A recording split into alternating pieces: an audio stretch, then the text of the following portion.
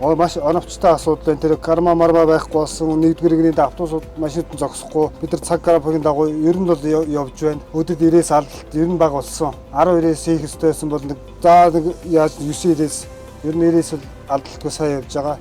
Нямбатар дараа бас заримтлын зөв юм хийсэн байна. Автобус парк бас бидэд шинжилж өглөө. Автобус дулаахан кондишнтэй сайхан болсон байна. Одоо зорчигч маань жоохон өөртөө ухамсартай мөнгө төлөөд карта дараад бүх юм үйлчлэгээ хийгээд явбал их зүгээр байна. Тийм л байна да. Нэгдүгээр нь бол шүрээс зөв алхам болсон. Нийтийн дээр нэгдүгээр нь чөлөөснөөр 90-ийн тоо нэмэгдэж байна. Ажлын гүйцэтгэл сайжирж байна. Ер нь бол жолооч бидний зам явж явах тэр амар хэлбэр болсон байна. Зорчигч нар бол ерөнхийдөө картаараа үйлчлүүлээсэй гэж бодож байна. Картаараа үйлчлүүлэхгүй зарим бэлэн мөнгө бүхэл мөнгө барьж орж ичээл тэгээд энэ задлах уу гэсэн тийм асуудлуудыг тавьдаг. Тэгээд картаараа үйлчлүүлээд дамжин сухаараа үйлчлэл явах нь хамаагүй дээр багтаад гэж бодож байна.